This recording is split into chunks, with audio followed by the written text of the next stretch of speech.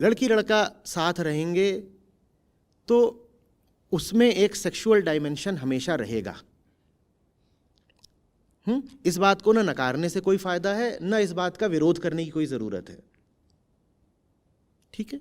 हाँ, अब आपको क्या करना है, आपको याद रखना है कि आप कौन हो। आप सारी सेक्सुअलिटी के होते हुए भी उसके केंद्र में एक चेतना हो, देह नहीं। ठीक है, आपकी देह हो सकती है महिला की हो, लेकिन चेतना तो मुक्ति चाहती है ना। वो पुरुष होने से भी मुक्ति चाहती है और स्त्री होने से भी मुक्ति चाहती है। चेतना को पसंद ही नहीं है कि उसके ऊपर कोई भी पहचान थोपी जाए। आपने चेतना पर पहचान थोप रखी है, वुमन वुमन, चेतना छटपटाती है, कहती क्यों वुमन बन के जीना है। चेतना को आपने बोल दिया है अमीर अमीर या गरीब गरीब या कुछ भी बोल दिया है। चेतना को किसी भी तरह की पहचान, आइडेंटिटी, परिचय पसंद ही नहीं है। उसे मुक्ति चाहिए, हर चीज से मुक्ति चाहिए।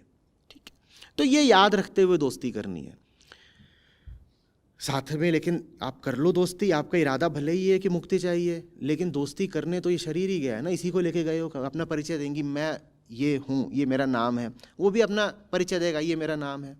अब वो नाम में ही आपका जेंडर भी आ गया, तो क्या करोगे।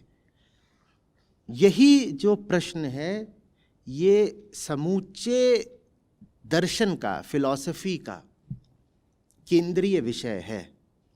चेतना में और प्रकृति में, प्रकृति माने समझ लो शरीर, चेतना में और प्रकृति में सही संबंध क्या रखना है। क्योंकि एक और चेतना को प्रकृति से मुक्ति चाहिए, दूसरी ओर चेतना प्रकृति के बगैर कहीं अकेले घूम फिर भी नहीं सकती। आप ही कर सकती हैं क्या कि एक लड़के से मिलने जा रही हूं तो शरीर घर पे छोड़ दिया, चेतना वहां पहुंच गई, सामने बैठ गई। अब आप चेतना को भी जहां जाना है वो आश्रित तो शरीर पर ही, आप उसके सामने बैठेंगी, आप जो भी बात कर रही हैं, लेकिन सामने उसका शरीर है, इधर आपका शरीर है। और शरीर है तो शरीर अपनी हरकतें भी करेगा, और उसकी हरकतें सिर्फ बाहर ही नहीं होती, भीतरी भी होती हैं। शरीर है तो चेतना को भी प्रभावित करता है। हमारी मुक्त चेतना तो है नहीं, हमारी चेतना तो हमारी देह से प्रभावित रहती है। ठीक है ना। तो क्या करना है, दुनिया भर के जितने दर्शन हैं, विशेषकर भारतीय दर्शन, सबने इस प्रश्न पर बहुत गहराई से गौर किया है। पुरुष में और प्रकृति में, पुरुष माने यहां पर चेतना, पुरुष माने मेल नहीं, चेतना में और प्रकृति में सही संबंध क्या होना चाहिए। तो उनमें आपस में बड़े मतभेद रहे हैं, किसी ने एक तरीके की बात करी, किसी ने दूसरे की बात करी, लेकिन एक बात पे सब में सहमति रही है। क्या? बोले प्रकृति से मुक्ति तो चाहिए, क्योंकि मुक्ति नहीं मिलती तो बड़ी तकलीफ है, लेकिन वो मुक्ति प्रकृति के माध्यम से ही मिलेगी। ये हुई बात। जिससे मुक्ति चाहिए उसी के माध्यम से मिलेगी। तो सेक्सुअलिटी से मुक्ति भी सेक्सुअलिटी के माध्यम से ही मिलेगी। तो कोई पुरुष है जिससे आपको मित्रता करनी है, आप ये कामना या ये उम्मीद नहीं रख सकती कि आप उससे बहुत मित्रवत हो जाएंगी, लेकिन रिश्ते में कोई सेक्सुअल एंगल नहीं रहेगा। रहेगा, बिल्कुल रहेगा। लेकिन वो जो दूसरा पुरुष है वो वैसा चुनिए कि सेक्सुअल एंगल के रहते हुए भी वो आपको धीरे धीरे सेक्सुअलिटी से आज़ादी की तरफ ले जाए। आप ये कर सकते हैं। ये बिल्कुल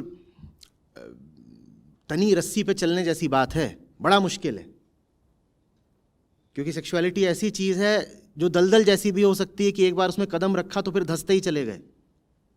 लेकिन जिन्होंने जाना उन्होंने कहा है देखो उससे बच नहीं सकते, अवॉइड तो कर नहीं सकते, हाँ उसको चैनलाइज कर सकते हो।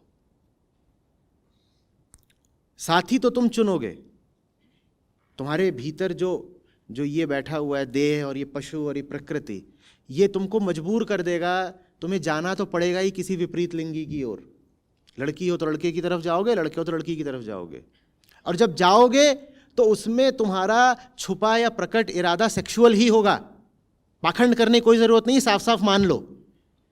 जब एक लड़की लड़के की ओर जाती है, जब एक लड़का लड़की की ओर जाता है, तो उसमें कहीं ना कहीं एक छुपी हुई सेक्सुअल भावना होती है। ये कोई पाप नहीं हो गया, ये बात प्राकृतिक है, ये बात शरीर की है।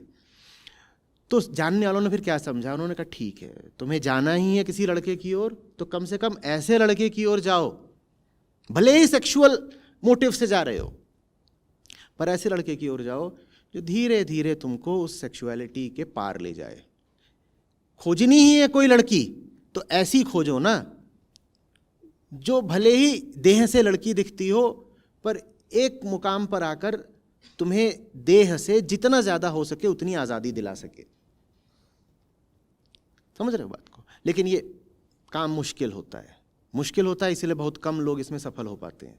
लेकिन फिर भी काम क्या है वो मैंने आपको बता दिया। ये तो सब छोड़ दीजिए कि मेरी एक महिला मित्र है लेकिन मेरे लिए वो पुरुष बराबर है। अगर आपकी महिला मित्र हैं जिनसे आप पुरुष जैसा ही बर्ताव कर रहे हो तो आप अपनी मित्र के साथ भी अन्याय कर रहे हो, क्योंकि वो पुरुष नहीं है, वो महिला हैं। थोड़ा देख समझ के उनसे व्यवहार करो। एक महिला के साथ आप वही व्यवहार नहीं कर सकते जो एक पुरुष के साथ किया जाता है। यही बात महिलाओं पर लागू होती है। आपके जीवन में जो भी पुरुष है वो आपकी सहेली नहीं है। आप सहेलियों के साथ 50 तरीके की बातें करेंगी, ये करेंगी, वो करेंगी, वो बातें आप पुरुषों के साथ करेंगी, पुरुष भिनभिना जाते हैं, कहते क्या बोल रही है, क्यों बोल रही है, जो बात है सीधे बोलना। उनको नहीं समझ में आता। लेकिन लड़कियों को ये रहता है कि ये मेरी सहेली बन जाए, और बंदे बोलते हैं कि let her be one of us guys. वो गाय नहीं बन सकती, वो लड़की है। समझो, तुम कितनी भी कोशिश करो, तुम उसे सिगरेट पिला दो, तुम उसे लड़कों के परिधान पहना दो, ठीक है, तुम सब कुछ उसका वैसा ही कर दो व्यक्तित्व में जैसा कि पुरुषों का होता है, वो तो भी लड़का नहीं बन सकती। और ये न तो लज्जित होने की बात है, न इसमें कोई पाप या अपराध हो गया। हम ऐसे हैं, हम गर्भ से ऐसे ही पैदा होते हैं, इसमें कोई घबराने शर्माने की बात नहीं है। पुरुष अगर आंसू बहा दे तो उसका एक मतलब होता है, महिला अगर आंसू बहा रही है तो उसका दूसरा मतलब होता है। अब एक छवि अगर बना ली कि आंसू माने ये, तो फंस जाओगे, अन्याय कर दोगे। बात आ रही है समझ में?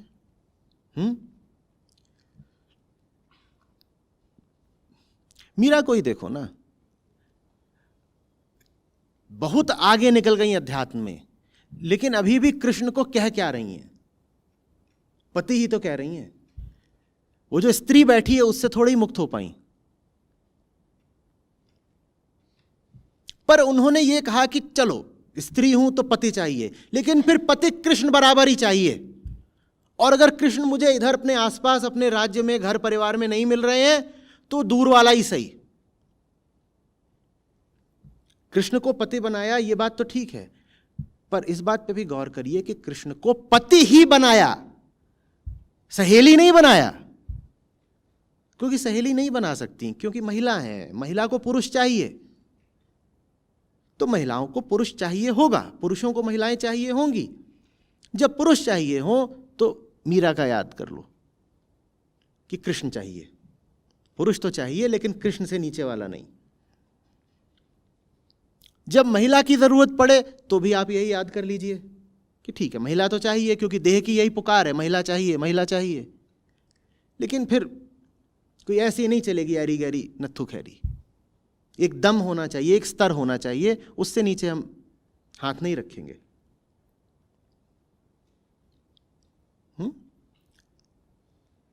हम सेक्सुअलिटी को समझते नहीं हैं। हम सेक्सुअलिटी को जीवन का एक छोटा सा हिस्सा मानते हैं। यही करते हैं ना हम। किसी से आप मिलते हैं तो उससे ऐसे पूछें, so how is your sex life? Sex life माने कुछ नहीं होता, लाइफ इज सेक्स। सब कुछ सेक्सुअल ही होता है, सब कुछ। जो सड़क की परिभाषा है सेक्स की, वो एक एक्ट की है, एक कृत्य, एक घटना। वो घटना जब घट जाती है, वो कृत्य जब होता है तो आप कहते हो सेक्स हुआ। नहीं, जिन्होंने जाना है, मनीषी हैं, मनोवैज्ञानिक हैं, आप उनसे पूछेंगे तो कहेंगे everything is sexual, right from birth till death, existence itself is sexual. 90 वर्ष का एक व्यक्ति भी सेक्सुअल है, 2 महीने का एक बच्चा भी सेक्सुअल है। खाना भी सेक्सुअल है, सांस लेना भी सेक्सुअल है। यहां तक कि आप जिनको धार्मिक कृत्य बोलते हैं, सुनने में अटपटा लगेगा, वो भी सेक्सुअल ही हैं। बस वो प्रच्छन्न सेक्सुअलिटी है। एक शब्द होता है, मुमुक्षा के विपरीत होता है जिजीविषा। जिजीविषा माने क्या होता है? जीने की इच्छा। हाँ, अध्यात्म में जिजीविषा ही कामुकता है। ये जो जीने की इच्छा है ना, हाँ, मूल कामुकता इसी में निहित है। यही लिबिडो है, the libidinous urge to carry on, live on, exist for ever. इससे छूट के कहां जाओगे? और क्यों जाना है? भारत इस मामले में बड़ा बेहिचक रहा है। भारत ने कभी सेक्स को न तो त्याज्य समझा, न अपमान की वस्तु समझा। कहा ये तो है, उसको छुपाना दबाना क्या है? क्यों? क्योंकि भारत में गहराई रही है, भारत में समझ रही है। जो हल्के लोग होते हैं और नासमझ, वो जैसे कुछ नहीं समझते, वैसे ही सेक्स को भी नहीं समझते। हमने सब समझा है। हमें कोई आवश्यकता नहीं थी कि जीवन के ये जो बिल्कुल केंद्रीय बात है, हम उसकी उपेक्षा करें या पर्दा डालें। आपने अपने अवतारों की मूर्तियां देखी हैं, वो कैसी हैं? सब सुंदर, सब देह से आकर्षक। कुछ नहीं, बात स्पष्ट। आपने अपनी देवियों की मूर्तियां देखी हैं? हमने अपने अवतार, अपने देवी, अपने देवता कभी वृद्ध दिखाए हैं? 80 साल के, सब युवा और सब अति आकर्षक। छुपाने की क्या बात? ऐसा ही है।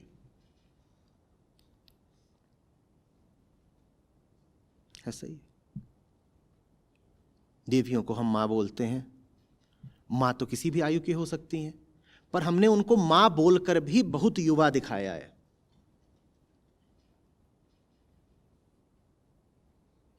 ये बात भारत के बोध की गहराई का द्योतक है। ठीक है, तो मैंने 2 बातें बोली। पहली, लड़की लड़के में वैसी दोस्ती नहीं हो सकती जैसी लड़के लड़के और लड़की लड़की में होती है। वहाँ तो जब भी आप मित्रता वगैरह करोगे तो उसका एक नया प्रकार होगा, और किसी भी तरह की मित्रता में, कैसे भी संबंध में सेक्सुअलिटी तो होगी ही होगी, वो अनिवार्य है, उससे आप पीछा नहीं छुड़ा। तो फिर हमें करना क्या है? हमने कहा सही सिलेक्शन व चैनलाइजेशन। किसके साथ हो, किसकी संगति में जा रहे हो, उसका चयन ठीक होना चाहिए, बड़े विवेक से होना चाहिए। और जिसके भी साथ जा रहे हो उसके साथ अपने संबंध को दिशा क्या देनी है, इसमें बड़ा अनुशासन और बड़ी सजगता होनी चाहिए।